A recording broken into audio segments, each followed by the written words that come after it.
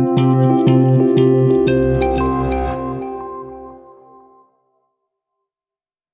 the last 3 sessions, we've been working exclusively with digital signals.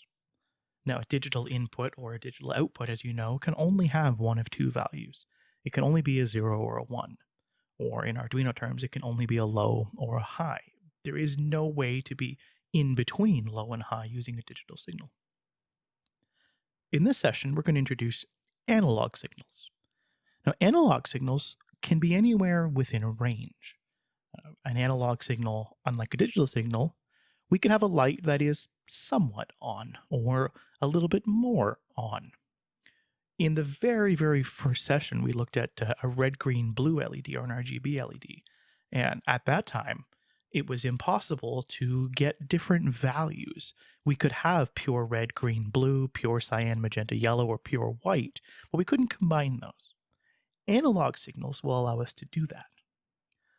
We're going to, in this session, look at analog signals from both sides, both the input and the output side. We're also going to introduce some new components within the Arduino simulator that'll make debugging, troubleshooting, and developing our code so much easier. Let's jump in right now and look at the analog input side of things. Then we'll get into the output after that. I'm going to build a very simple circuit here with a breadboard, an Arduino as always. I'll put a bit more space in between the two here. And all I'm going to add into this circuit is a potentiometer. A potentiometer is a resistor with a value that can be changed. This dial here allows you to change the value of the resistor anywhere from one value to another. It'll create a whole range somewhere in between the two. And like a button, and a potentiometer or a pot needs to have power going to it. And we can't just plug it in to the Arduino. We need to send power and receive signal. We have 3 pins we have to work with here. We have a terminal 1, a terminal 2, and in the middle here, this pin is called the wiper, and the wiper is the one that's changing between them. So we're going to set this up with a negative on terminal 1. As usual, I'll make that a black wire. And we're going to put the positive side onto terminal 2 here. I'll make that a red wire. And we're going to connect to the Arduino on the wiper pin. On the Arduino, so far we've only been working with the digital side. For this project, we're going to start working with the analog input pins down at the bottom. You'll notice there are 6 of them. They go from A0 to A5. These pins are expecting to receive a signal that falls into that range of 0 to 1023. So we're going to connect the wiper into pin A1, analog 1. I'm going to leave that as a green pin or a green wire for now. As I mentioned before, we need to provide power to this. So we'll hook the ground up here to our ground. The top. It really doesn't matter which one you use. You've got 3 possible grounds on the Arduino. And we're also going to hook up the positive rail to the 5-volt output on the Arduino. Make that a red wire, and I'll tidy that up. So our circuit is, we have a potentiometer, which as you can see has a value of 250 kilo ohms. That is way more than we need it to be. So let's make that a 10 kilo ohm. So we have a resistor, or a variable resistor, a potentiometer, that'll go anywhere from 0 to 10 kilo ohms. And we have it connected to 3 different pins on the Arduino. We have the ground providing negative, we have the 5-volt positive current, and we have it plugged in on the wiper, the middle pin, to pin A1. Now let's jump into the code. As usual, we'll change this from blocks to text. And we will delete this because we don't need any of it. I'm going to declare some global variables here. I'm going to start with declaring a variable to hold my dial pin, and that's going to be an integer. We'll call this dial pin. When we're working with analog pins, we have to put the A in front of them. So A1, even though this is a letter, it still counts as an integer as far as the pin number is concerned. So A1 is this analog pin down here. I'm also going to create a value for my dial reading. I'm just going to call that dial read. And I don't know the value it has yet, so I'm just going to declare it and not assign a value to it. I don't need to declare in the setup the pin mode of A1 because it can only be an analog pin. So we can actually skip this step altogether. But we do have to leave the setup function in there. We're also, in the setup function, we're going to introduce something now called the serial monitor, and that's sitting down here at the bottom. The serial monitor is a way that the Arduino has to communicate back with you. We have so far been working with lights to see if our circuits are working, but the monitor can give us values, can send us information. However, in order to use the monitor, we have to initialize it. And we do that in the setup function by declaring serial.begin and giving it a speed. Don't worry too much about this 9600. This is essentially the speed at which it's going to be refreshing. This is a standard that we pretty much always put in 9600. So serial.begin 9600 means initialize the serial monitor. Once we have that initialized, we can send things to it by using the command serial.print, which is write ln, which means new line, and then what we want to print to it. I'm going to print dial read. Now you may notice that I haven't assigned dial read to anything. So right now, if I run this, it's just going to put a whole string of zeros because dial read is not getting a value. Now we need to assign it to something.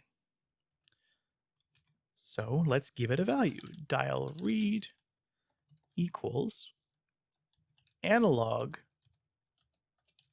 read instead of digital read like we're using for the button. Analog read, and we're going to read the value of dial pin. So now if I run this, I should have, again, a bunch of zeros, but if I move the dial, you should see that value changing. You'll also notice this is updating extremely quickly. We can easily control that by adding in a delay. So I'm going to put in, just to make our lives easier, a delay of 100 milliseconds, so a tenth of a second. Now if I run this, it updates less frequently, but you'll notice that I get a value of ranges over here from 0 all the way to 1023. And by changing the dial, I can affect and get different values.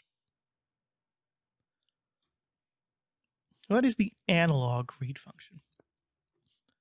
It doesn't look like much, but we can actually use this to do all kinds of things we weren't able to do before.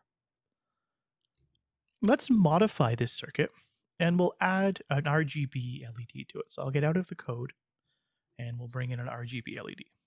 And I'll put that over here. I mentioned in the beginning of this session that with digital signals, we could only get pure values of cyan, magenta, yellow, red, green, blue, or white. Using an analog output, we can create a different range of those. So what I'm going to do for this one is I'm going to set up a green and a blue light. And we're going to set up the circuit so that I can change the amount of green that's being added into it. And we're going to wire up, as usual, we need a resistor on the cathode side. And as usual, this is a 220 ohm resistor. Sorry, that needs to go into the negative side from the cathode. And for this, I'm only going to use the green and blue lights. On the digital side, some of these pins are a little bit different. They have this tilde signal in front of them. The 3, the 5, the 6, 9, 10, and 11. These are what are called pulse width modulation, or PWM pins. PWM pins work kind of like an analog signal.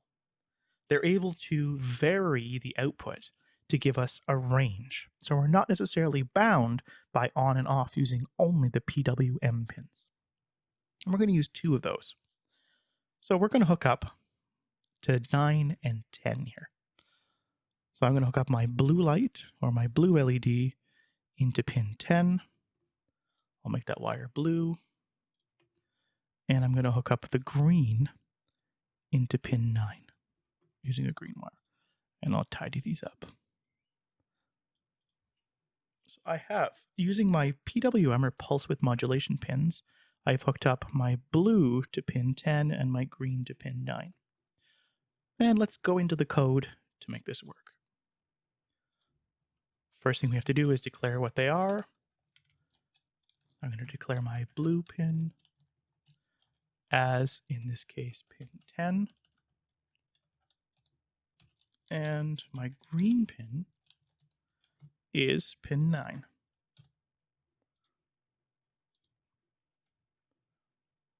I'm going to leave the serial monitor printing. That's perfectly fine. That's not going to hurt.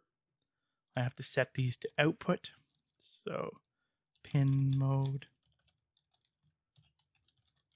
blue pin, output, and the same thing for green. I'm just going to copy this, paste it down here.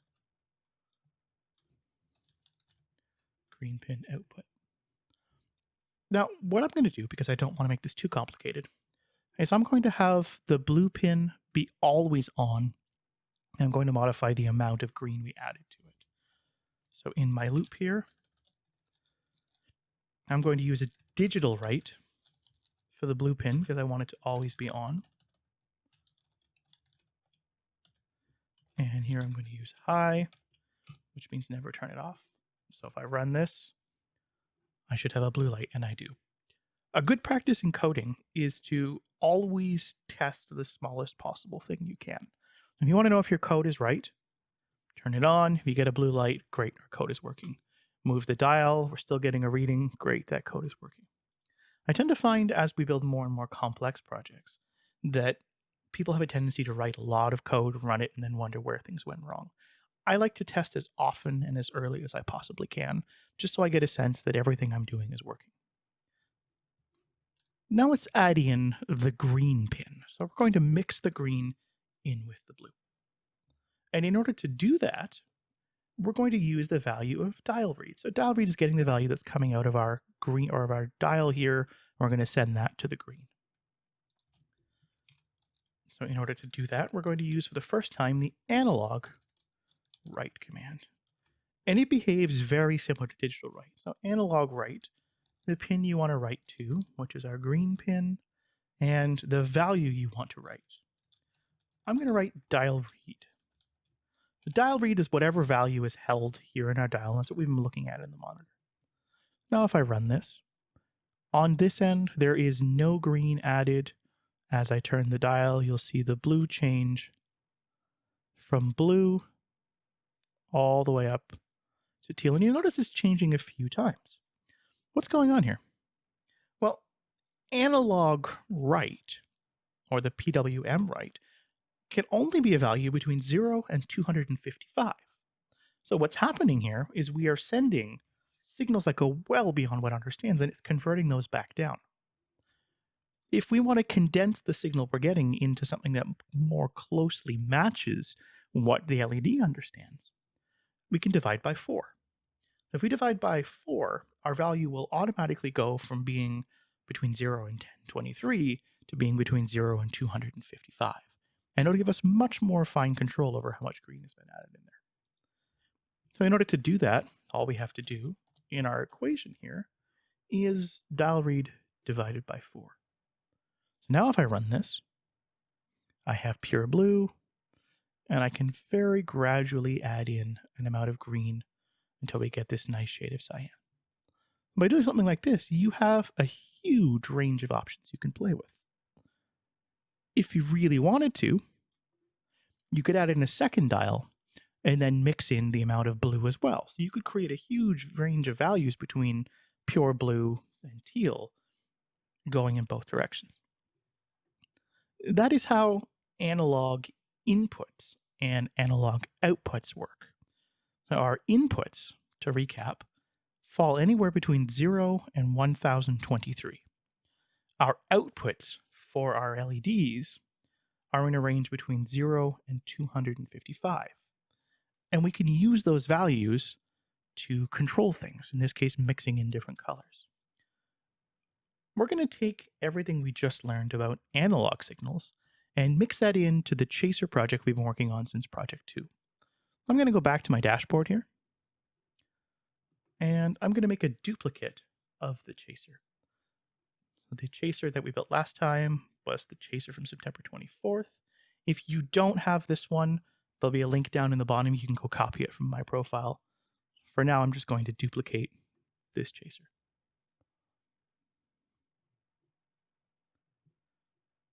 So here I have 6 LEDs, and to recap, when I run it, it does a sweeping pattern right to left and then left to right, and it goes back and forth like this. In part 3, we talked about adding a button to control the direction it's going in. In this exercise, we're going to bring a potentiometer or a dial into it to control the speed at which it's moving. So in order to do that, we need to drag in a potentiometer. I'm going to change the value down to 10 kilo ohms. And we're going to wire it up just like we did before. So I want to have the negative side, terminal 1, going to black. By the way, if you reverse the positive and negative, you reverse the direction that the values change in. So right now, by having the negative on the left is the lowest value, positive on the right makes the right the highest value. If you change those two around, the dial will work backwards, which may be something you want to do. All right, so I'm going to rig up my positive power rail here to 5 volts. Make that red. Hook up terminal 2, just like I said, into the positive. The red wire. And finally, the wiper is going to come down here to analog pin 1. And I'm going to leave that green. That's perfectly fine for now. Just tidy up my wires. If I run this, nothing has changed. It still goes back and forth. The dial isn't doing anything yet. So let's add the dial into our equation. But before we do that, let's think about what it is we want to do. And we're going to use the dial, or the value we get from the dial, to affect the speed at which the chaser is moving. When we looked at this chaser in Project 2, we established what controls the speed of the chaser. And the speed of the chaser, as a refresher, is controlled by the delay. We've set our delay to be something that is calculated rather than specified every single time. So in our variables up at the top here, we have a long delay and we have a short delay, which is automatically going to be half of the long delay. So if we want to use the dial to control the speed, we're going to want to set the value of long delay to be the value on the dial. Probably. We're probably going to have to manipulate that a little bit because we might find that it gets to be too slow. But for now, let's do that. We'll set the value of long delay to be the dial reading. In order to do that, we have to declare some variables. So at the top here, I'm going to define my dial pin. And if you remember from last time, my dial pin is on pin A1, analog 1. I have to specify the A here. I'm also going to declare a variable called dial read. And just like before, I don't know its value, so I won't declare, or I won't assign a value, I'll just declare the variable. So I have my dial pin and my dial read set up. All right, and let's keep going down through the circuit here. So we have our dial read coming in. We have a setup function. We don't need to declare anything else. The analog pin is already set. So now let's get a reading from it, and we'll do that right at the top of the loop. So dial read is equal to analog read, no surprises, dial pin. So whatever the value is on our dial pin, we're going to have that coming in here. I want to make sure that everything is working properly, so I'm going to run the serial monitor on this one. Before we can do that, we have to initialize the serial monitor, serial.begin, and again, that code is serial.begin 9600. I'm also going to print the value of my dial reading to the serial monitor. So serial with a capital S dot print ln print new line. I'm going to send dial read to it. And I'm going to run this just to make sure everything is working. So serial monitor, getting a whole bunch of zeros. And you'll notice It only gives me a reading when it finishes the sweep both ways. So whenever it goes through, it gives me the reading of the dial. And that value, as I turn it, I have 1023, I have 0 on this side in the middle, I have 511. So I'm getting a range of readings that I can work with. It's usually a good idea if you have an input of some sort to send the signal to the serial monitor just so you can make sure that you are getting the correct values. If I had, for example, declared the wrong dial pin, let's say I set it to A0 and I run this, you'll notice I get a seemingly random string of numbers. Now, if I put the dial back to the left, and here I have a seemingly random string of numbers, and what's happening is that this A0, this analog pin, is what's called a floating pin. It has no set current coming into it, so it's fluctuating all over the place due to all kinds of different interference. By plugging in or by checking the code in the serial monitor, I'm able to see that I'm not properly affecting it. That means I've made a mistake. I'll set that back to A1, run the simulation, and now I'm getting what I expect to see. Okay, so let's turn this value, or this dial read value, into something we can actually work with. What I'm going to do here, to start with, is I'm going to assign long delay to be that dial reading. And if I run this now, oh, I've made a mistake. I declared this improperly. So what it should be, you've probably guessed, is dial read equals dial read, not with brackets. So now if I run this, you'll notice it ends up moving extremely slowly.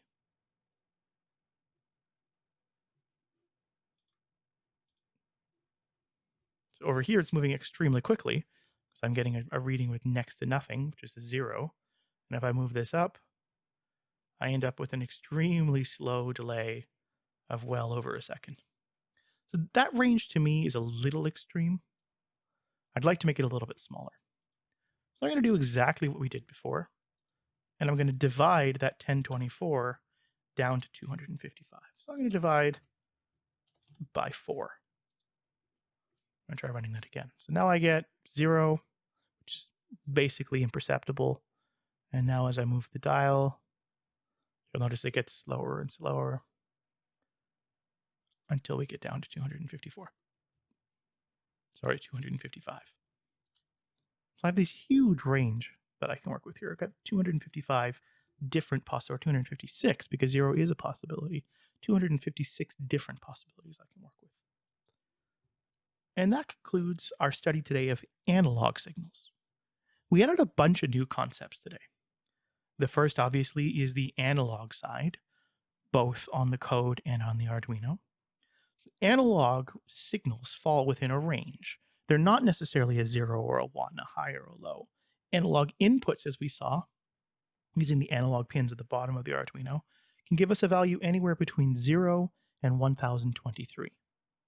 Analog outputs, using the pulse width modulation, or PWM pins, the pins with the tilde in front of them, can output a value between 0 and 255. So we have now the ability to add different values, like we did with the RGB, to mix colors together, or like this one, to affect the speed of something by modifying the delay. We also introduced the serial monitor, which is a really useful tool if you're working with analog inputs to see the values that you're getting. You now know everything you need to build just about any kind of project. We have, from the very beginning, covered variables. We covered functions. We covered loops. We covered conditionals. Today we covered analog inputs and outputs. We've also covered digital inputs and outputs. We've looked at using buttons to toggle things. These building blocks will allow you to make just about any kind of project. If you want to plug in things like motors or like speakers, it'll be a variant of what we've covered. There are a whole bunch of plugins, or libraries as they're called in Arduino, that allow you to control different things using a combination of these. So with everything we've covered over the last 4 sections, you should now have the basic knowledge to build just about any kind of project. There are tons of resources out there that can help you do more complex and more advanced things. And I will link you to, in the comments of this video, some of my personal favorite YouTube channels that have all kinds of information that would take you even further. So thank you very much for being part of the journey from part 1 all the way up to part 4.